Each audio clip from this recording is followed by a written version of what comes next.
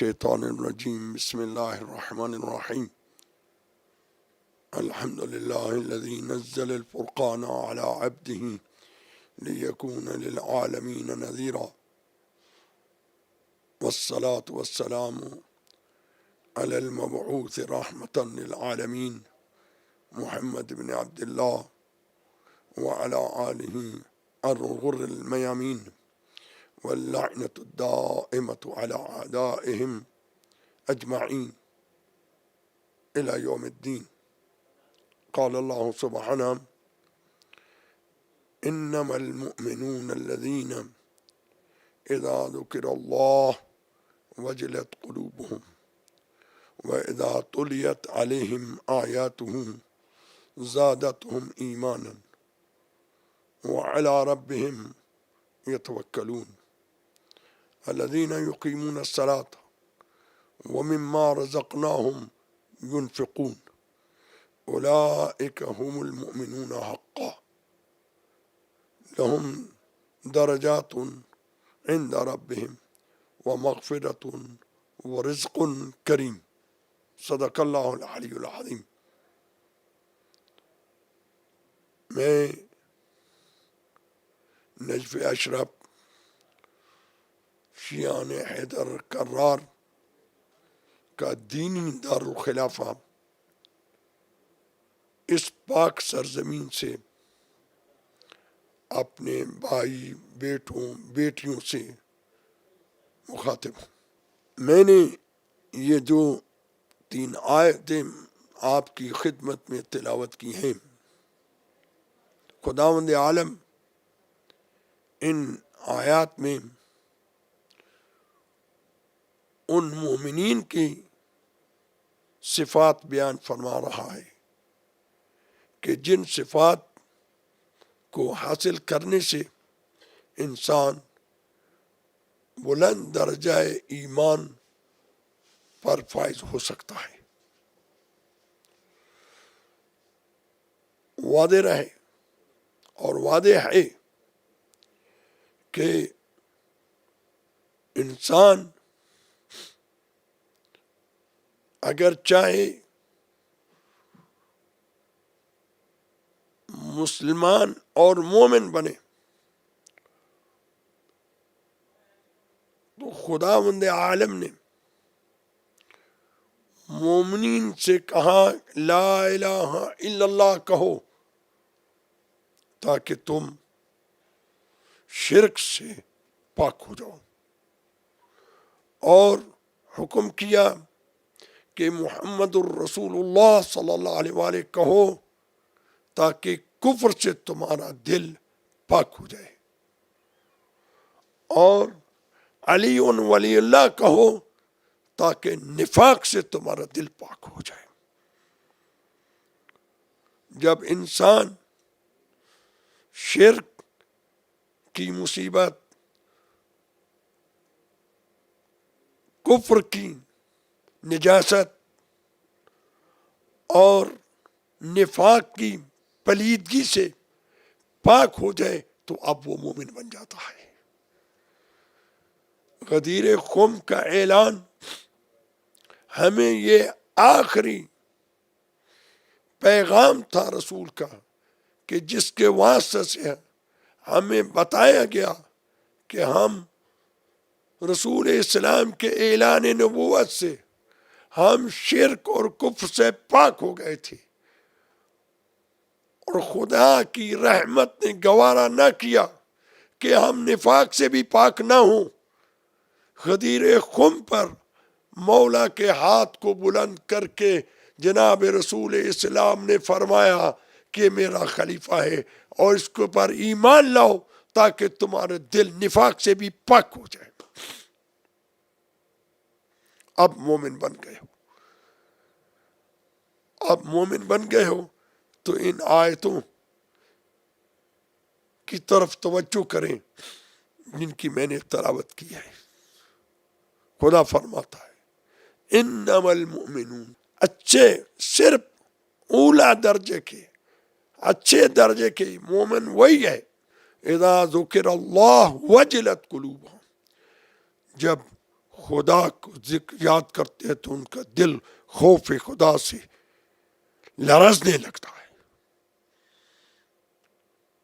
وَإِذَا تُلِيَتْ عَلَيْهِمْ آيَاتُهُ، جب قرآن کی آیتوں کی تلاوت کرتے ہیں یا ان کے سامنے تلاوت کی جائے، زادتہم ایمانا، ان کے ایمان میں زیادتی اور قوت اور روشنی پیدا ہوتی ہے۔ وَعَلَىٰ رَبِّهِمْ يَتَوَكَّلُونَ، اور صرف ان کو خدا پر بھروسہ ہے۔ خدا کے علاوہ جو دنیاوی طاقتیں ہیں ان کو بھروسہ نہیں ہے۔ خدا پہ بھروسہ ہے، خدا کے رحمت، خدا کے فضل و کرم اور اس کی رحمت کے ساتھ اپنی دنیا کو بسر کرتے ہیں اور اپنی آخرت کو سنوارتے ہیں۔ وَعَلَى اللَّهِ فَلْ،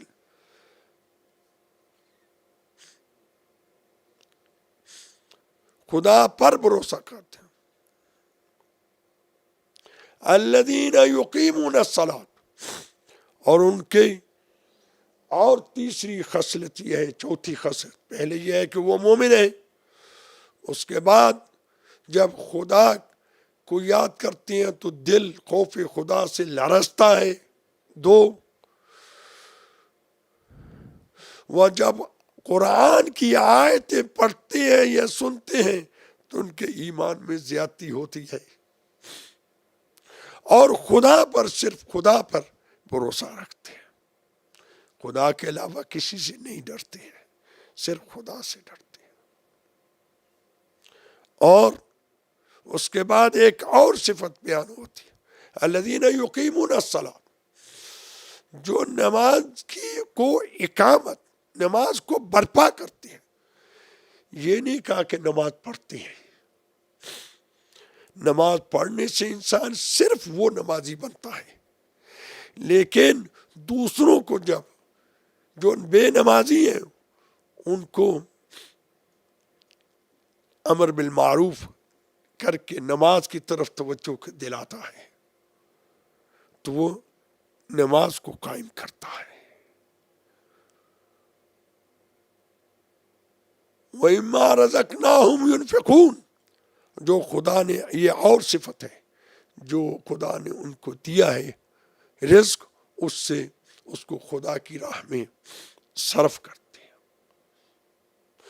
اولئک هم المؤمنون حقا، یہ صفتیں اگر جمع ہو جائے تو وہی صحیح معنی میں مومن ہے۔ لہم درجات عند ربہم، ان کے لیے بڑے بڑے درجے ہیں خدا کے پاس جنت میں۔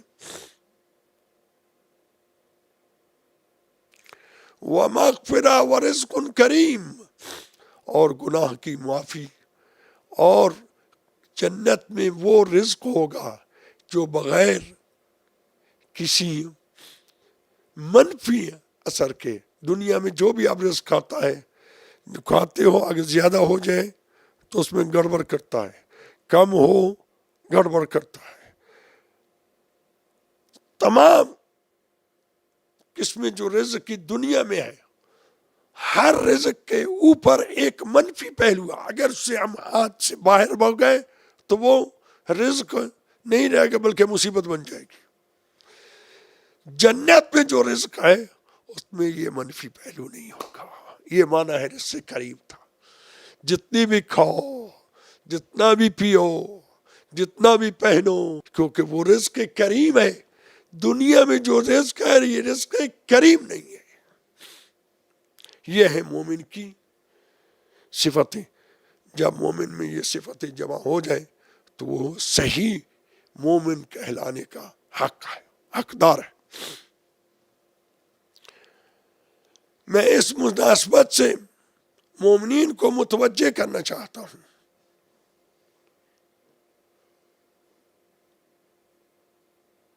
وہ یہ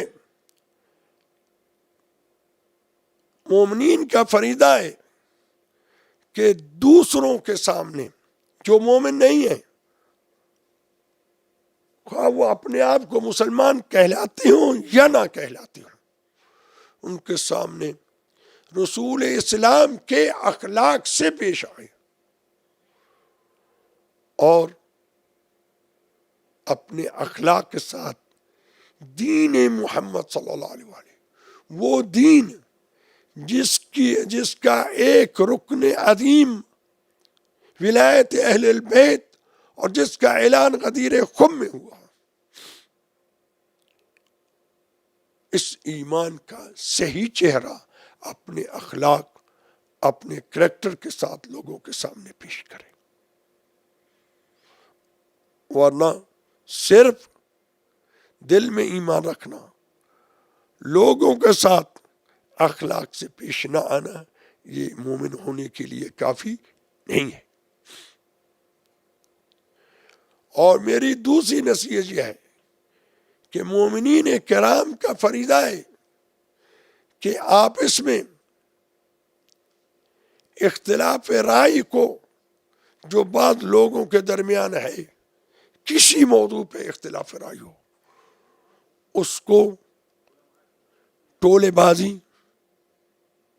اختلاف اور دشمنی کا ذریعہ نہ بننے دیں۔ اگر کوئی علمی موضوع پہ اختلاف رائے ہے تو علمی میدان میں اس کو ٹھنڈے دل کے ساتھ اس کو حل کیا جائے۔ نہیں ہو سکا حل تو ہم مومنین کی خدمت کے لیے نجف میں بیٹھے ہیں، ہم سے مراجعہ کرو، ہم اہل بیت علیہم السلام سے حاصل شدہ نصیحتوں اور ہدایات کی روشنی میں مومنین کے اختلافات کو ہم دور کرنے کی سعادت حاصل کریں گے۔ اور ایک اور نصیحت وہ یہ، میں اپنے تمام بھائیوں، بیٹوں اور بیٹیوں کو نصیحت کرتا ہوں کہ وہ مومنین جو نادار ہیں، مریض ہیں، تنگ دست ہیں، ان کی مدد کرو، خصوصاً وہ بچے بچیاں جو یتیم ہو چکی ہیں، ان کو ذلیل نہ ہونے دیں۔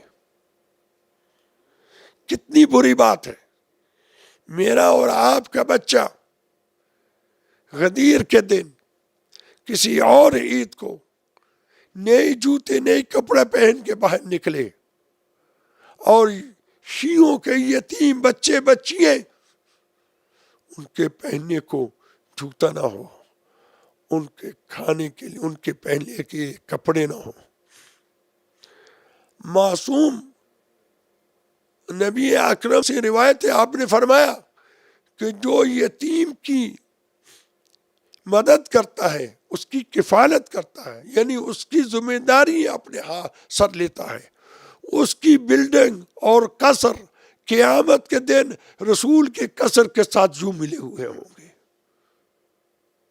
لہذا ہم سب کا فریضہ ہے کہ یتیموں کی پرورش کریں، ہم سب کا فریضہ ہے بیواؤں کی مدد کریں، ان کو ذلیل نہ ہونے دیں، یتیموں کو ذلیل نہ ہونے دیں۔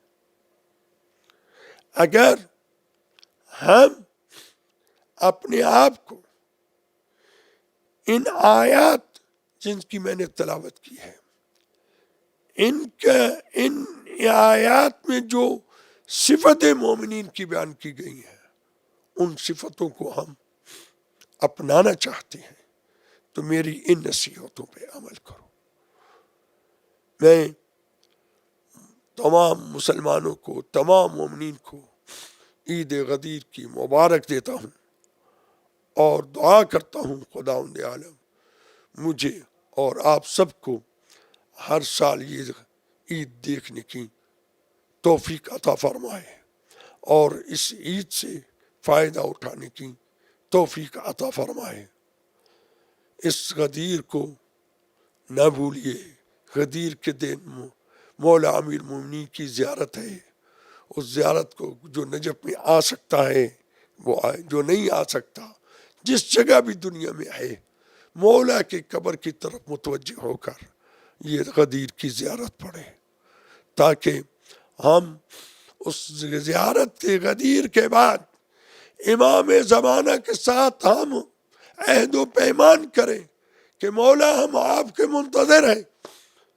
جب آپ ظہور فرمائیں گے تو ہم دنیا کو غدیر کا معنی سکھائیں گے، غدیر کیا ہے۔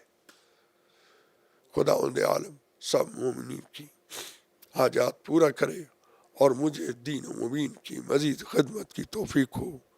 السلام علیکم ورحمۃ اللہ وبرکاتہ۔